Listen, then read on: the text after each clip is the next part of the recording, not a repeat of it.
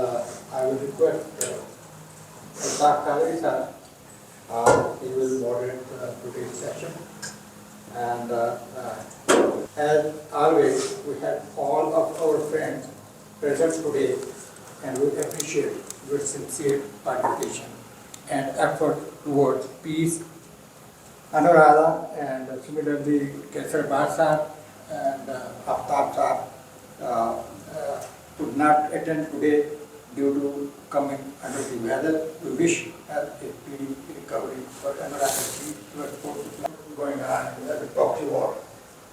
I will refer to the report of former CIA chief, Mr. James Busi, in which he said that India and Pakistan have lost trust in each other, and we all know that the three war between the two countries and the ongoing trade relations are the result of the mistrust that the two countries inherited from their inception. You will agree with the harsh reality that they do not trust each other. For South Asia, however, the future would either when I was talking about the formation of the I think at present time, President Clinton is the best person can be because they have a good relationship with India and Pakistan to bring all the party together. I would like to bring into your notice that no person in Pakistan administration, administered Kashmir, or in India. If anyone refuses to sign the pledge, his nomination will be rejected for not filling in the oath document. Such action negates the basic democratic right of the Kashmiri people. I hope the democratic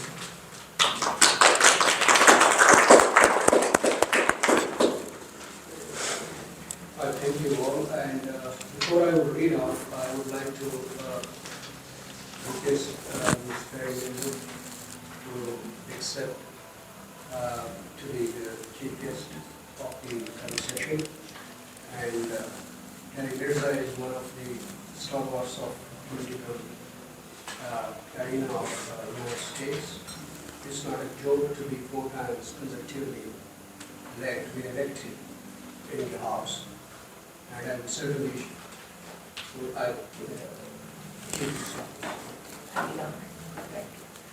Now I would like to read out the resolution that we have made. And this resolution can be amended, edited, but if accepted unanimously, we will go through that. Number 1. Kashmir Global Council and South Asia Democratic Walk will create upholding the human rights of the people of Kashmir and appeal to allow the Human Rights Commission to verify the report compiled by the UNHRC in 2018 and 19. Number 2. We would like to support and sustain the environmental balance in the area. It is crucial to withdraw 1.3 million armies and their infrastructure contributing to a significant source of ecological and climatic changes like wanton deforestation and erosion in Kashmir region, forming a part of the environment. We urge the international community, especially the United States, to reach out to the Indian state to end the deliberate politicizing of the justice system and its discriminatory policy. We support and appeal to the United States to encourage both India and Pakistan to the initiative undertaken by the Thank you to all of you who have unanimously adopted the resolution. thank you for Meza.Beverly, Hill, Veer Kashmiri, Mujebkazi, and I think Kari. So, without much to be in this August meeting, and thank you Rajasa and Rajasa. We have Honorable Meza here and my friend Beverly Hill, and all the participants, Malta and all who are here. We are, and Qadri.mujebkazi, of course, cannot live in the city without mentioning, thanking Qadri.mujebkazi, his good friend. Well, the issue is very much, it's not transitional. It is very much intergenerational issue, and the issue of nationhood of Kashmir is in the center of the whole debate. Kashmir had been historically an independent nation, and through last 75 years, with policies to benefit the people of a country or region or nation. And that's the most important thing. People should be and must be focus of public policies, not a spent item. So this is my, I would say, this is my assertions on just the logical side of it. There is an emotional side of it also. I mean, We really appreciate it, and words cannot describe the gratitude that we have for this. Thank you very much.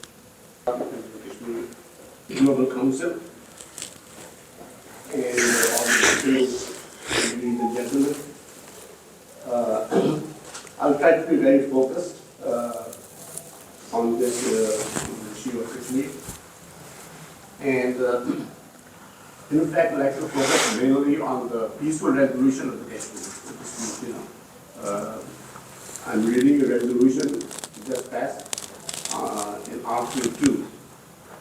You say we pledge to support and facilitate our efforts for the peaceful resolution of the Kashmir issue in keeping with the legitimate aspirations of the people of Kashmir. People to decide their own fate, their own destiny, their own future is the purest form of democracy. The word is a very, very bad habit, but it is a habit of failing people because they die, they fail. That's why they die. Whether it was World War I, second, one was this. One in which strong powers violate international law with impunity. The alliances and institutions created after World War II are too weak to stop them. The biggest and strongest countries, the ones charged with upholding and enforcing international law, have become the worst offenders. Sadly, this includes the United States, which has long had a wink and nod approach to principles like non-interference. When India annexed Kashmir 3 years ago, the international outcry was very short-lived.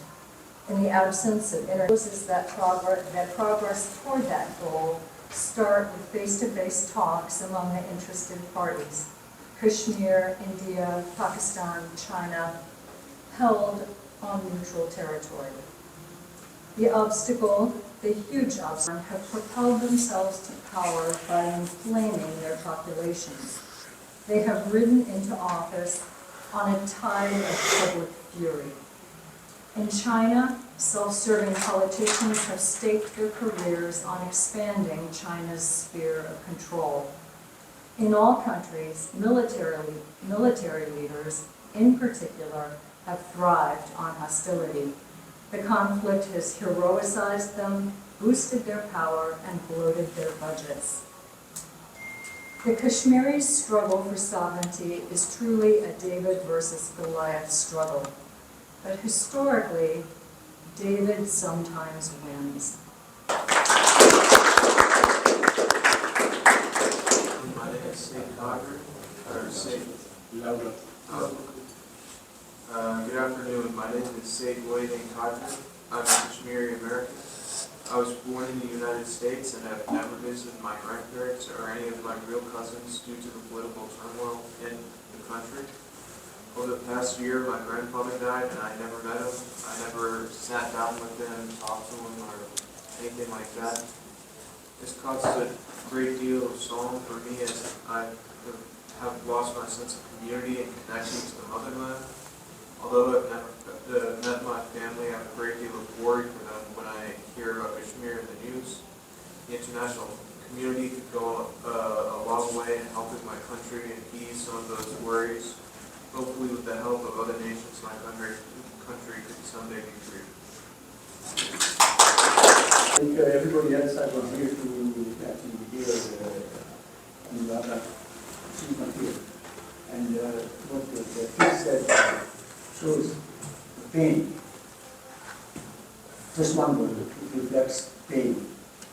And so I would actually pass my time to the next speaker, and would only saying that stop asking, start demanding. And long live Kashmir, long live Kashmir. Opportunity. I have 3 boys that I'm raising, and occasionally we go and they both love caramel frappe. So I bought them one day. One of them didn't do his job, so I bought him 1 cup of caramel. And when we got home, we have mended our fences, because he was not following the discipline. So since we have already bought only 1 cup of frappe, so I asked him, why don't you go ahead and give half of it to your older brother? He said, no, that's mine. I'm not going to give it to him. And I said, well, I paid for it. I'm your dad. I paid for it. So why don't you share your brother? But it's mine now. I'm not sharing with him. And these are 2 real siblings. And this is caramel frappe we are talking about. You have a state that comprises of 84,000 miles, 24 million people, filled with all sorts of resources. And we are all sitting here and demanding that these people who are occupying will end up giving you the land just by hosting these conferences and symposiums. I'm not undermining the importance of the symposium and the seminars and the conferences. But I'm emphasizing is that it's a human nature, a territory, a property, a state that has been taken over by people who have force, people who have influence, and they have a will to keep it so long as they will. They're not going to give it up. Who is to be blamed? We can raise fingers on other people. Occupational forces, India, Pakistan, China, maybe international interest groups, what have you. Have we looked at how much Kashmiris themselves are responsible? Are we even paying attention to coming up with one unified platform, agenda, a leadership, who can represent Kashmiris on a global stage?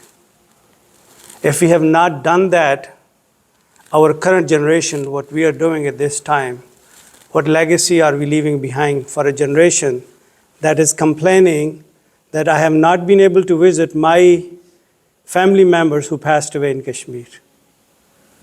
They have not seen their aunts and uncles and the cousins. They don't even know what cousin is like.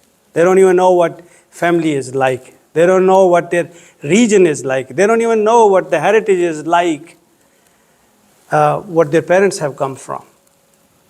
Who is at fault? Who is the failure? Who is the failing entity here?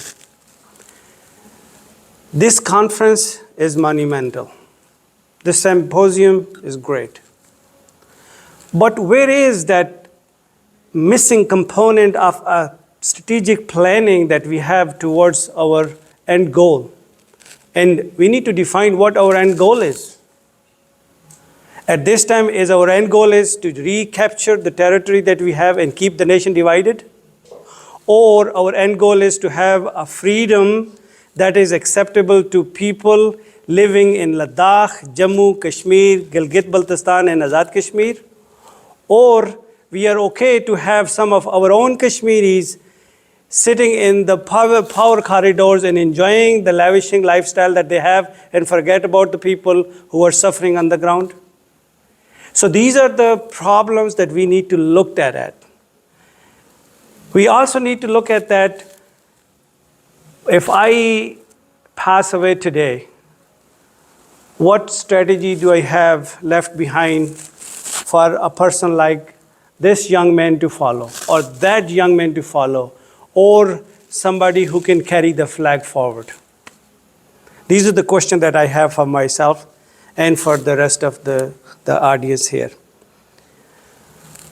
We always talk about Indian occupation, Pakistani occupation, and Chinese occupations, or the foreign occupations. That is a fact and the known fact by every one of us. The question is, are they going to give up? My assertion is they're not. They're not going to give up because they have a vested interest, because they have a country that they have a force and they have their own interest and they have influence. US has a big market in India, so why would they upset India? US has an army that they can use, which can be used as a hired gun for their own regional endeavors. Why would US would solve the problems? So how do we change that mindset at the grassroots level? So I would urge our state representative, Terry Meza, to please help us out, bring awareness to the people at the grassroots level. I understand the state probably cannot play a role on an international level, but we can certainly influence the people who are making the decision at the national level, because you're our representative. And these are our aspirations, these are our desires, that the people on that side of the world are facing tragedy. Tragedy of divided families, tragedy of losing our resources, tragedy of our youth not being able to participate to their fully potential at the global stage.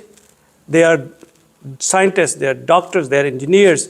They can do wonders in the world, but they're not being given the opportunity just because they are from a destitute and deprived region. I mean, in the interest of the time, that I'm going to just stop it right here, but I do want to say this before I close. Our Kashmiri leadership, wherever they are, diaspora, UK, USA, European Union, or anywhere in the world, please, we have enough of your, what we call it in our own language, a masjid of a 2-inch. Please. We have all these thousands of organizations, doing great job in their own capacity. But it's about time for us to keep our personal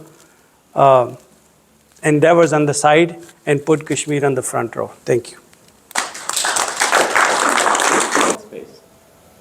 We definitely don't want people to go outside of being a people of peace, because what ends up happening is people become creatures of their environment. If we keep suppressing the people of Kashmir, we don't want to be at a point to where now not only India and Pakistan are fighting with each other, but we have the people of Kashmir doing what they need to do to defend their homeland, which is violence. Violence doesn't resolve anything. That's why we're here 75 years down the road.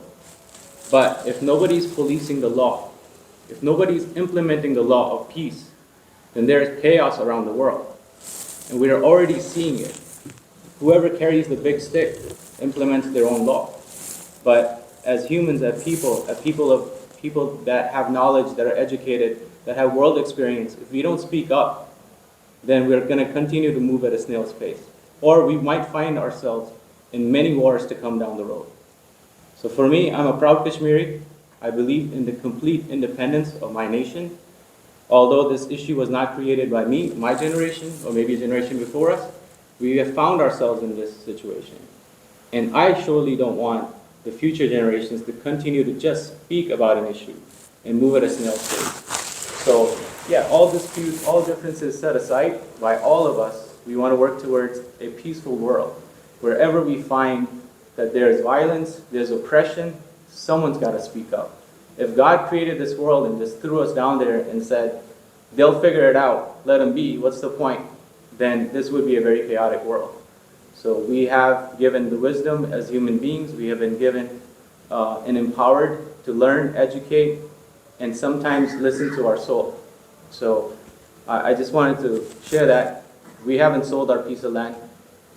to compare it with the Frappuccino. It was not for sale, neither did we sell it, and neither did somebody pay us the money to buy it. So we don't give anybody the right to share our land because it is ours to keep.